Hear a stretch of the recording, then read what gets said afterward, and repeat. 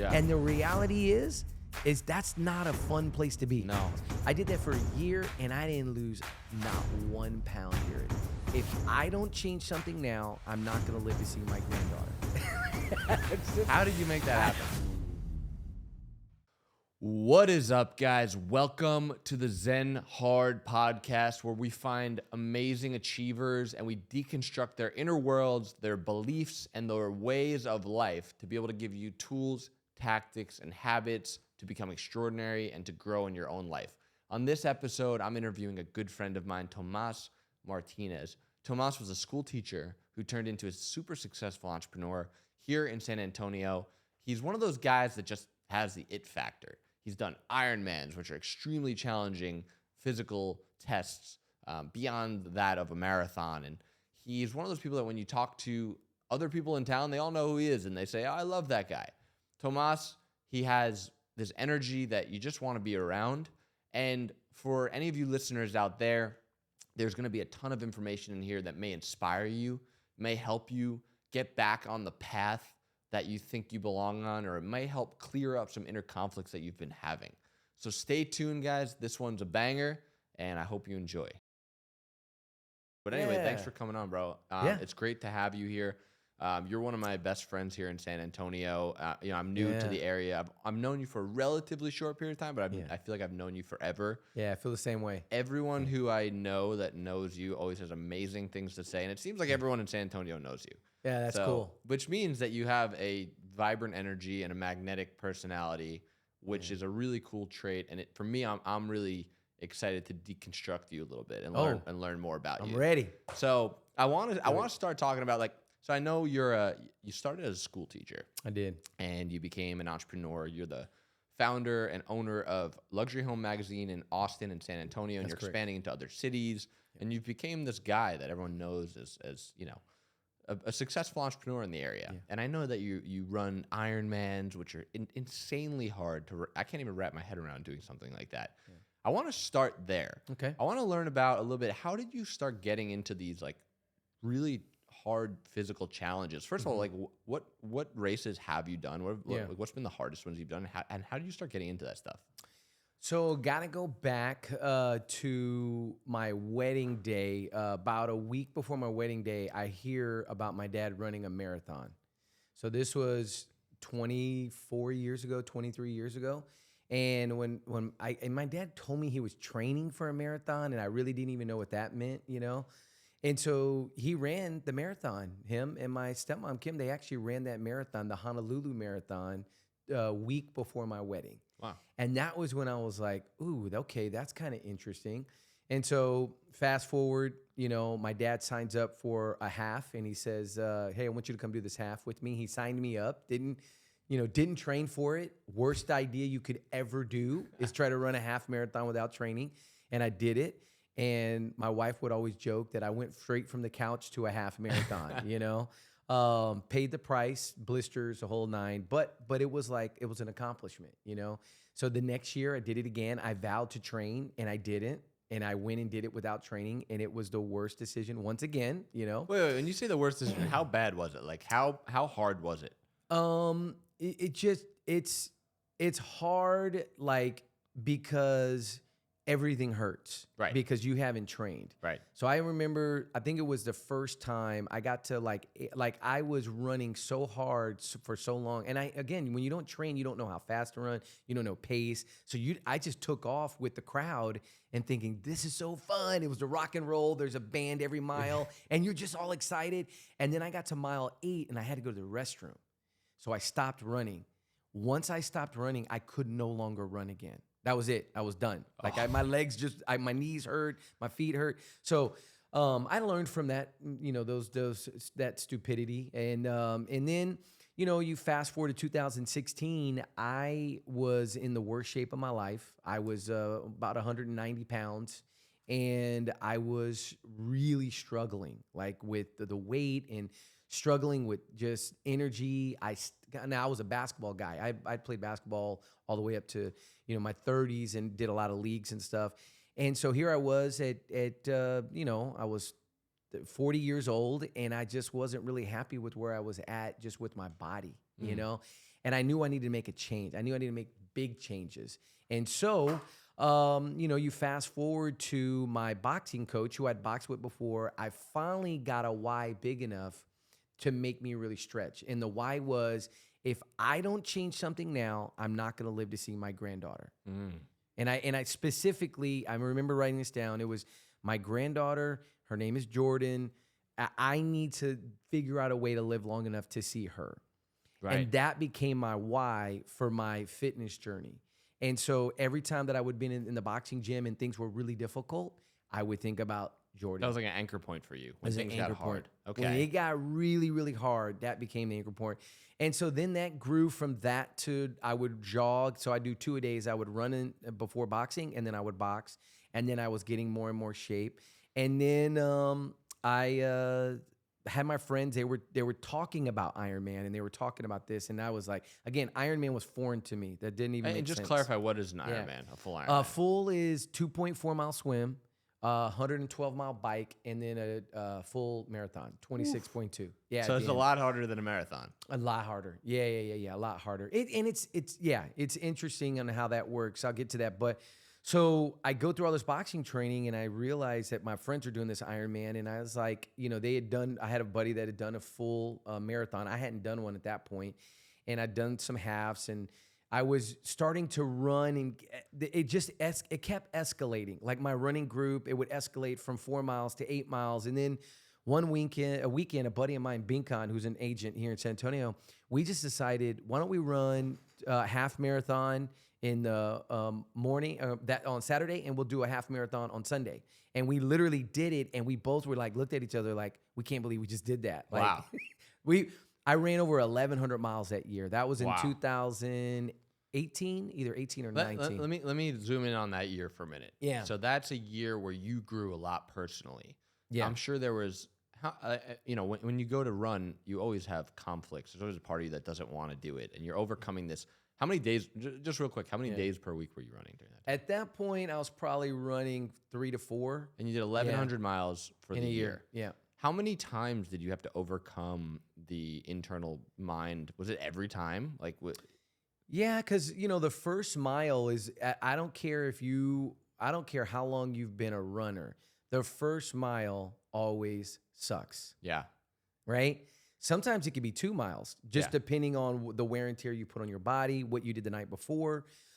But that first mile always is a bear to get through. Yeah. And it always became for me like one of those mental hurdles of like, if I get through this mile, the next 5 are nothing. Yeah. Did Did you ever catch yourself slipping where you're like, you took like a week off and you're like, I'm going to start, like, did you fall off at all during that year? No, I mean, since 2016, I've been really, really steady working out, at least 4 days a week.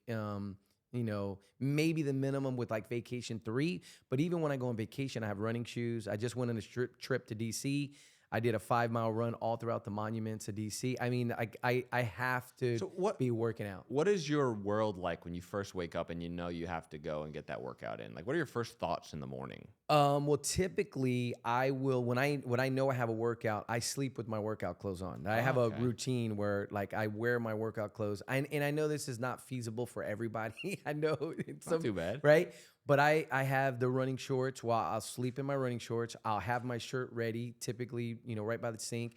I have my shoes laid out with my socks, and there's no excuse. So you just get up and go. I get up, have like a decaf espresso, kind of like, wake up, do my morning routine, and then I take off.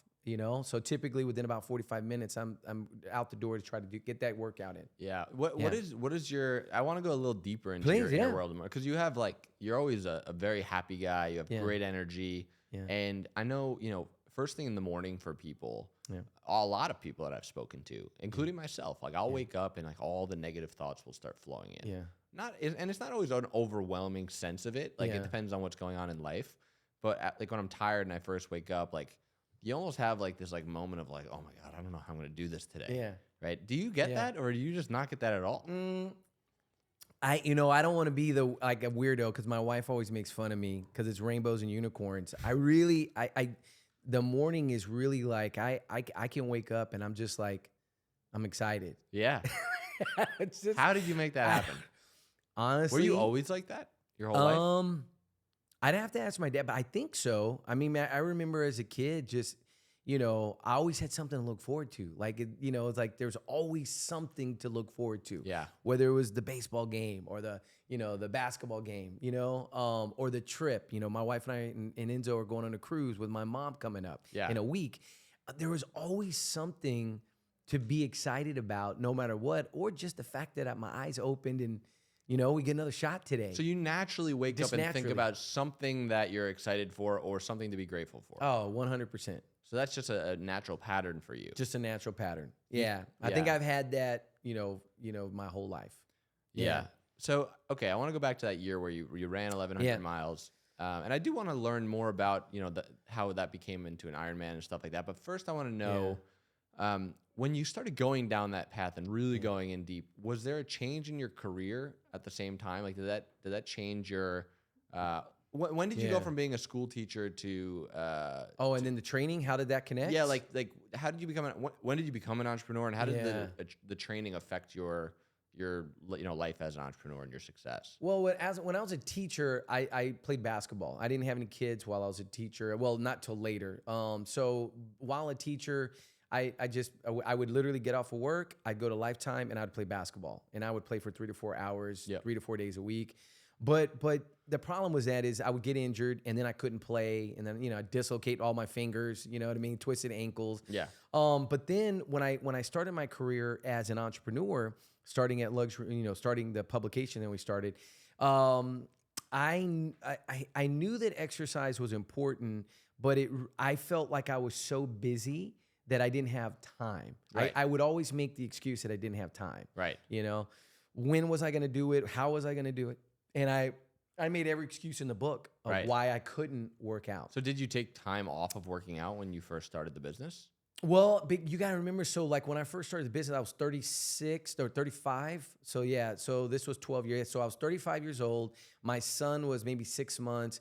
And at that time, I really wasn't working out. Right. Now, this was in my 30s. Okay. At this point, I was like I said, I was kind of a retired basketball gym rat that had gotten to the point where I'd gained a bunch of weight and I really wasn't working out. Gotcha. I laugh because my workout I'd basically started this walking. Because to me, I guess you got to know a little backstory.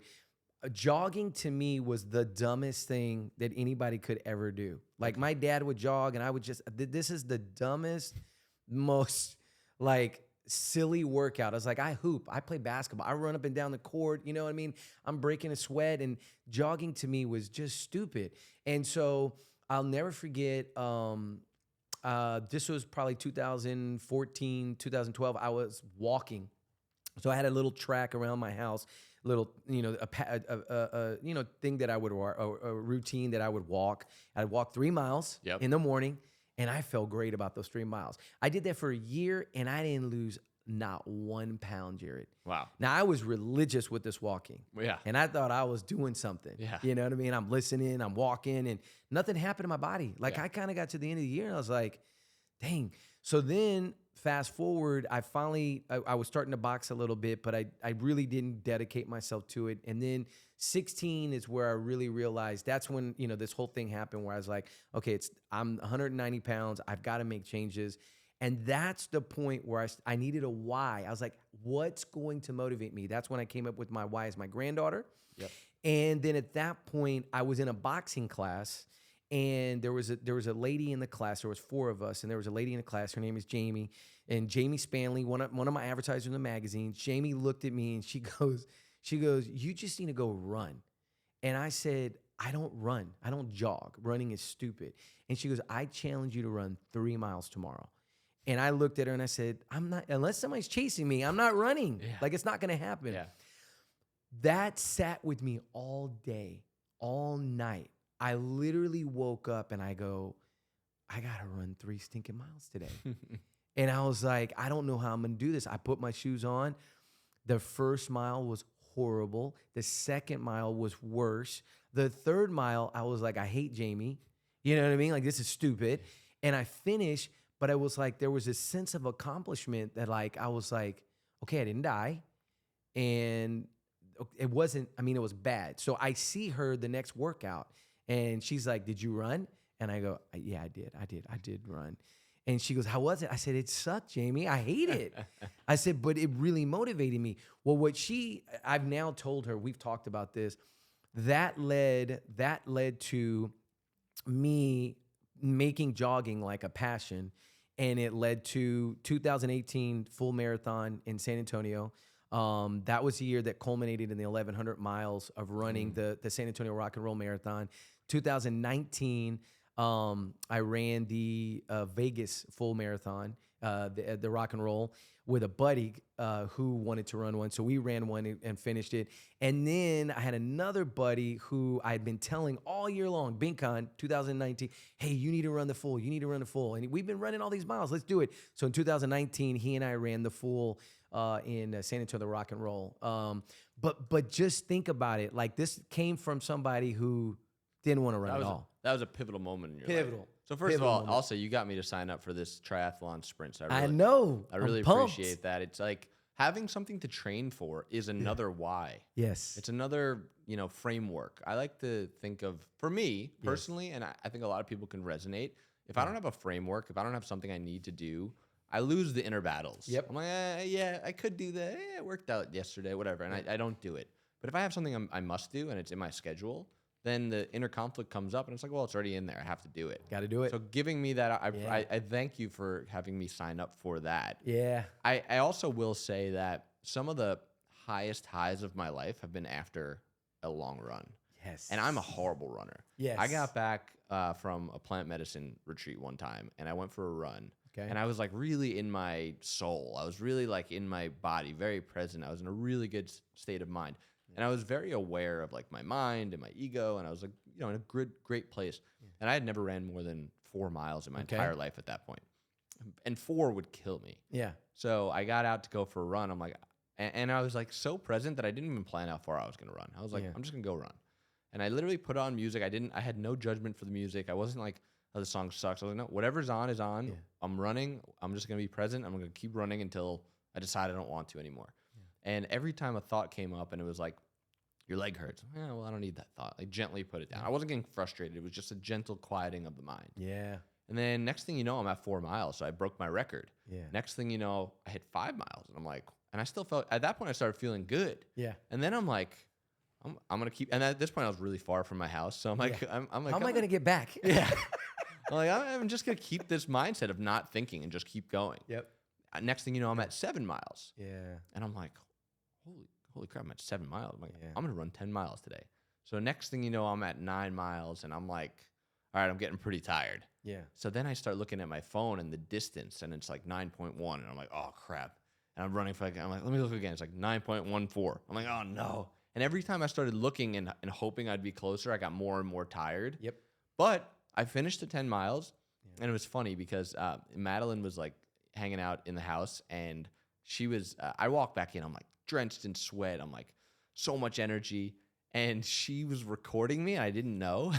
And I have to see this video. Oh, you guys, it's hilarious, bro. It's hilarious. I went in the bathroom and I go, like as loud as I could, just out of like just a pure high of energy. And Madeline got it on video, and it's the funniest thing. I'll show it to you later. I want to see this video. Yeah. So the experience of running has brought me to some highs that I like the confidence you get afterwards. So it's a great tool. Yeah. Now I'm curious. How has your career been affected by the running, by the discipline? Yeah, well, in 2016, the business, Luxury Home Magazine, we were cranking along, and it was doing well.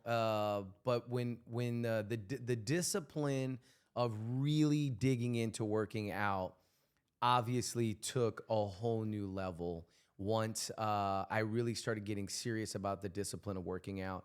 And we hit, in 2017, one of our largest revenue years ever, largest magazine ever. We had a 112-page magazine. I had a young man working with me, David Garcia. Shout out to David. And David and I we were competing in a healthy way. We were both selling and we were both just pushing the magazine to new heights at that point. And and really the energy that I was expending and working out, because this is the art, this is where a lot of entrepreneurs are, is they feel like they don't have time, and they feel like, well, if I dedicate that, then I'm not going to have any energy to actually put to my business. Yep. And the reality is that if you don't dedicate that time to your body, then you really don't give your body the energy, the fuel mentally to be clear, ready to act, to do the things you need to do for the actual business that you do. Right. And so you have to have that time of really digging in and making your body better. You have to find it. And everybody here, I don't care who you are, it doesn't matter. You have time to get up early and work out and do, even if it's 30 minutes, everybody has time.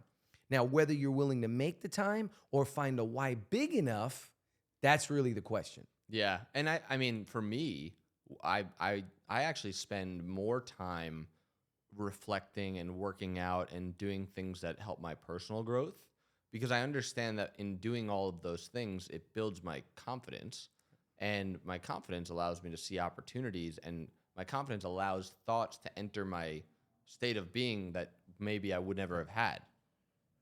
Yep. If I didn't do those things, if I didn't build that confidence. So like the argument for me is like, when I go and do the runs, or I get up early, or I do the meditations first thing in the morning, that day I'll see opportunities I never saw before. Right. And right.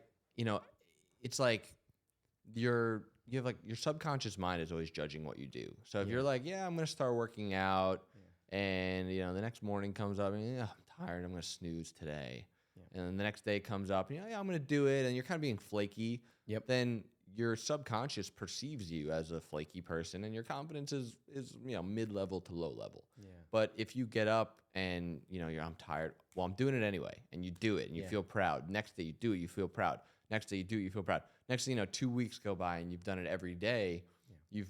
You've built this confidence of your subconscious looks at yourself as someone who gets it done, of someone who's worthy of success.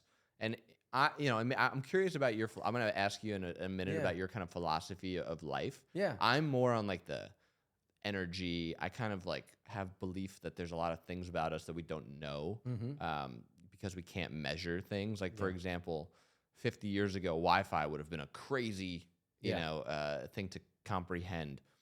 X-rays, microwaves would have been a crazy thing to comprehend, 100 years ago. And it's because we never had machines to measure how fast those waves are vibrating. And it's the same thing with thoughts and emotions. It's vibration, but they vibrate faster than we can measure and we can see for the most part. So the way I live is like trying to focus on my energy and the way I feel, and understanding that in feeling a certain way, the thoughts of my frequency will come to me. So if I feel proud, if I feel strong, if I feel like a man of abundance, those thoughts will get attracted into me, and then my actions will be created through that. So I focus on the energy, and working out is an amazing way to create that energy. Yeah. I want to kind of zoom out and give you like an abstract question. Yeah. What is your kind of philosophy of life? What is your way of being? Like how do you, because you do have an amazing, vibrant energy. Everyone loves you. You got that it factor. Yeah. And maybe you don't realize it, maybe you do, but you do. Yeah. And I want to know, like, what's your philosophy of life? Like, what makes you, how do you be the way you are? Yeah. So I definitely think there's a spiritual nature. I'm a religious person. I go to church. I believe that God has a purpose for my life. You know what I mean? Deeply. I believe that the essence of what my purpose is about shining the light that has been shined on me.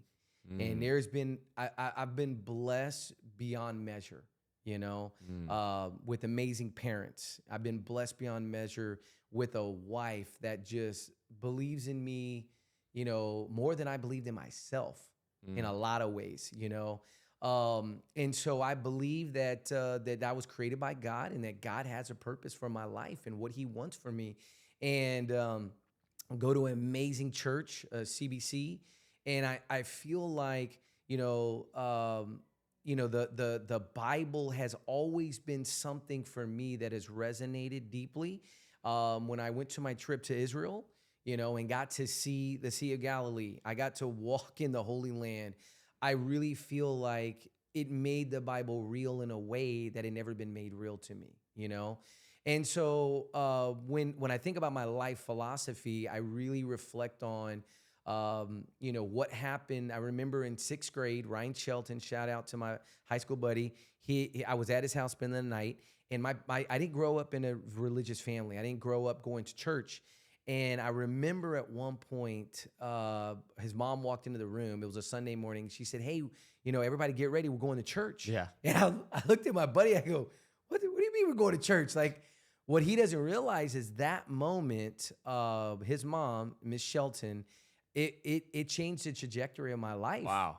Forever. Wow. You know what I mean? And then there's been, moments throughout my whole life where that has happened, where there's been these pivotal changes and things that have happened because of my belief in what I believe. And so, yeah, I feel like that is the light that I think that I exude comes from faith. From my faith and what I believe. And I believe that the blessings of just, the things that have come my way, I just step back and I just go, man, God is good. You know what I mean? And it has blessed me in a tremendous way. That's amazing. And, I didn't grow up religious. I'm technically Jewish. I didn't get a bar mitzvah. I never went to temple. I went to Sunday school with a friend of mine and his mom because my mom was working and I was kind of just hanging out with them for the day. But I never learned anything about religion. Yeah.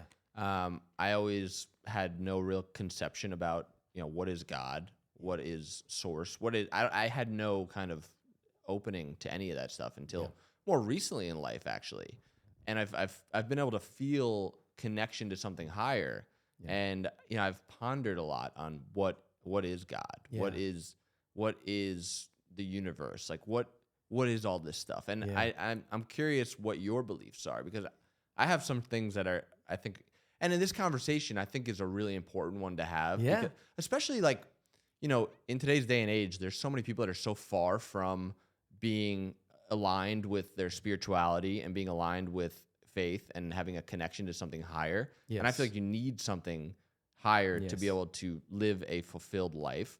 And there's so many people that are just on Instagram all day, scrolling through things that they're addicted to, whether it's, hot chicks or cars or watches or the algorithm serves you whatever you're addicted to, and that pulls you further and further away from connection to source or God or whatever you want to call it. Yeah, I'm curious what's your beliefs on that subject? I believe that God gave us the Bible. I believe that the Bible is a way for us to guide our life. It's a way for us to find answers in a world where the world wants to give us answers that don't necessarily fulfill us internally. Yeah. The ideas of what the world has to offer, they feel good, they look good, but in the end, they don't lead us to where we really want to be spiritually. Yeah.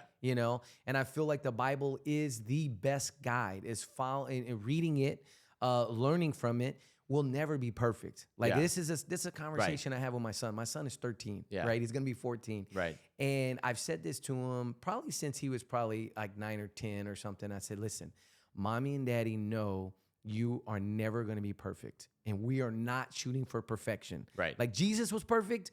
That's not your scorecard. Right. Okay. Like I was a 10-year-old, I was a 9-year-old. We're not looking for perfection, but what we're looking for is the humility and the awareness to know when you've missed the mark, when you haven't been the best that you could be, and having that understanding. And then the Bible will kind of lay out some of these guidelines and ideas to help you kind of see the world, because you're either going to see the world from that Instagram social media point of view, or, kind of like, this is what the world says, or you're going to see the world from a biblical sense. And hey, here's kind of the guideline that God has set. And I feel like that guideline really can provide people with purpose. It can provide people with a clear idea, and not just well, maybe, You know what I mean? right. It's like, hey, here are some guidelines that can help us live, faithful marriages, live marriages where we truly embody each other and we want each other to succeed, you know what I mean? And be one. And so like, I can say this much, to be married 23 years and without a biblical like foundation, it's really difficult. Yeah. I mean, it's almost, I would darn say impossible because when you're married this long, and again, I have an amazing wife, right? But to be married this long, you need something to look up to, something to like call you higher. Right. And it can't be your spouse. Right. It can't, right? Right, It can't be that other right. person because we're human. We don't know what we don't know. Yeah, right. So you've got to have a foundation that pulls you a little bit higher beyond just this world and just what the world says to call you to a faithfulness to your spouse that the world's not that, well, that's not that big a deal. Oh, that's okay. No. Biblically going, hey, this is what I want for my marriage. And I mean, for my wife and I remember at 2 years, I got this book. It's called The Hidden Keys to a Loving, Lasting Marriage. It was a biblical principle book about marriage. And this book rocked me. Really? It rocked me because I was so freaking selfish. Really? As a husband. And I remember reading this book, Jared, it changed me to the core because what it did is it got me to stop blaming her or stop looking at her as the problem and start making me be aware of, okay, who are you and what are you doing and how are you responding to your wife, right? Yeah, right. And it gave the analogy, women are butterfly, men are buffalo. A breeze, the butterfly is just, it can change in an instant. You know what I mean? Yep. You know this. You've been married. For us, we're buffalo. A wind's not going to change us very much. Yeah. So that at 2 years of marriage, that literally like shifted our marriage from me being all about me to going, wait a minute, it's about her needs. Yeah. It's not just about my needs. And that feels better, right? Oh, it's a game changer. Game changer. I never thought, up until some experiences I had with plant medicine and really pondering on this stuff, I never thought, I would be married at this age at 32. In my early 20s, and even in my teens, right? Like growing up, the way to be validated in my friend group was to hook up with as many girls as possible. Yeah. Then I went to a party school where I was in a fraternity, and the way to be validated was to hook up with as many girls as possible. Yeah. And then I had a roommate who was like the biggest, and he's a great, amazing guy, most fun person I know. Love him to death. Biggest player on campus. Yeah. To be validated was to hook up with as many girls as possible. So my whole reality was like, oh, that's how you get validated in life. That's how you become the man, basically. Yep. And I met Madeline, and it was kind of like I'd never planned on having a long-term relationship, but and my mind was looking for every reason why to not be in a relationship. Like, I can't be in a relationship, but I can't find anything wrong. And anytime something wrong would happen, or wrong in my book, she would do something that I'd be like, well, that's just too good. Yeah. And I ended up, marrying her and realizing recently that, it's not about me. It's about when you could change your life from how do I serve myself to how can I serve the people I love? Yeah. The amount of fulfillment exponentially grows. Yeah. Like when I first started, when I was dating Madeline, from a selfish perspective, I'm like, well, if she's going to fly to see me, I'm going to put her in an economy flight. Like, I don't want to waste my money on a first class flight. Yeah. If I'm flying first class. Yeah. And when that moment shifted, when I'm like, well, I want her to feel as good as possible. And it's not about me and my money and my scarcity mindset. And I could go all in and, buy it. It changed everything for me. It made my life way better. Yeah. So I want to hear your perspective on like to the young men out there listening that don't, they know that, what happens is like society tells us things are normal. You get married, you get a job, you have kids. Yeah. And some of those things are good, some of them are not. Yeah. And then there's a lot of people that are just anti-society. They're like, well, yeah, my parents did that, but look at them. They got divorced and blah, blah, blah. What would you say to a young man that's kind of, I don't know if I want to get married or if I want to just be a bachelor for, the next 10 years? Like, what would you say to someone like that? What I would tell him is that when you have a relationship like my wife and I have, for 23 years. There is no amount of singleness, and I don't know how to describe this in words, right? There's no amount of kind of like running around that could compare to the love and just oneness that my wife and I have. Yeah. I mean, Yeah. obviously not to get, like graphic, but I think the mindset is for a lot of young guys is like they want to experience as many, right? Right. It's like, well, I need to experience to know what I like. And the thing that when you become married, that loving aspect of your life, that bedroom aspect of your life, I mean, it can be better at 23 years than it was in the first 5 years. Yeah. And if I could give a medicine or like a plant-based something for somebody to feel that and to know it, they would see relationships completely differently. Yeah. You know what I mean? It almost takes the relationship to see it differently. Like me, I'm now 7 years with Madeline. We got married about a year ago. Our 1 year anniversary is coming up here in July. Yeah. And our relationship keeps getting deeper. Yep. Like I keep caring more and more about her. And, on my last plant, so I mentioned I'd done some plant medicine journeys, which have been unbelievably life-changing for me. And during my first journey, I had this realization that me and Madeline are one. Yeah. Like she is me, I am her. And like my family now I'm not just me anymore. I am my family. And it's a beautiful thing. And it multiplies the love in life. And it multiplies the fulfillment in life in a way that you can't really know unless you experience it. And that's why I think, religion and like the Bible, for example, as a framework, as a guidance could be great because it tells you to do these things that otherwise you may be very confused about. Yeah. Or you may not know what to do. I also think religion is oftentimes misinterpreted. I think that people take things too literally.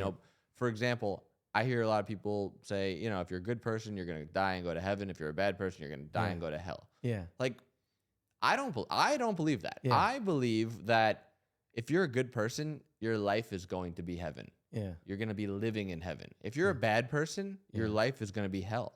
If you're cheating people and doing bad things to other people and if you're not giving love, think about what it's like to be that way. If you're doing good things, for example, like another thing that you did for me, you're teaching me how to swim for this triathlon.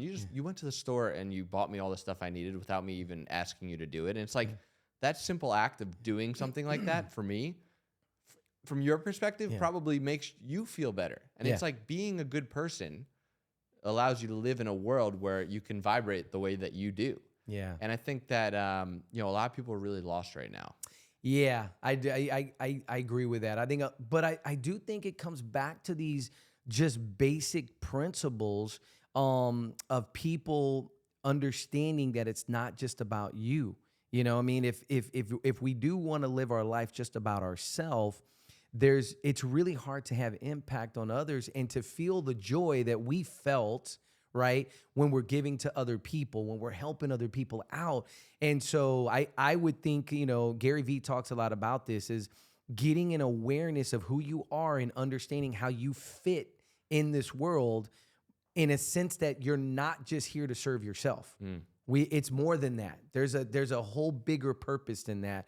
And for young men that are wanting to know, well, how do you find somebody? Well, number one, you need to be looking in the right places. Right. You know what I mean? Yeah. You need to be looking for the right places.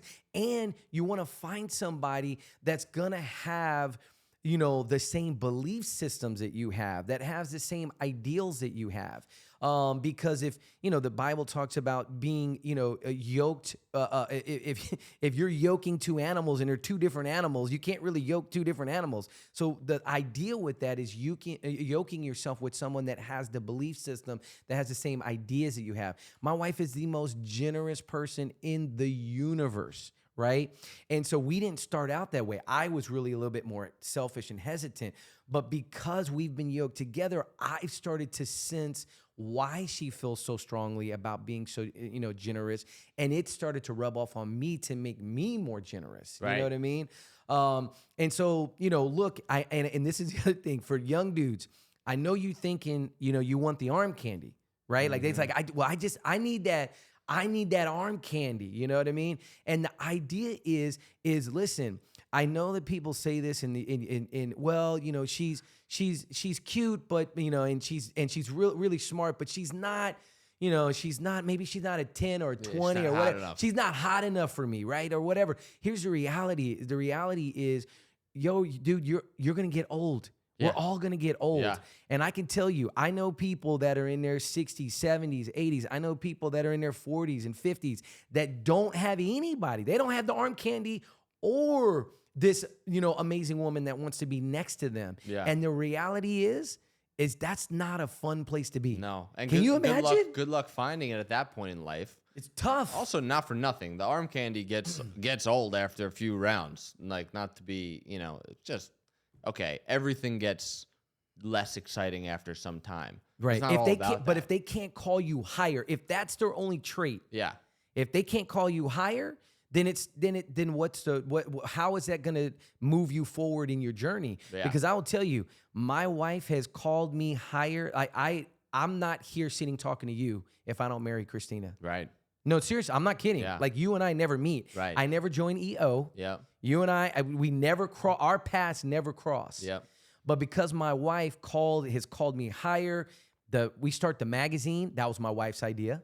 Yep. I didn't I didn't want to start the magazine. Yeah. I was a teacher. And she probably gave you the confidence to do it. She believed in you. She believed in me. She's like, you can do this. So who you and I believe this to the core. Who you marry matters. Yeah.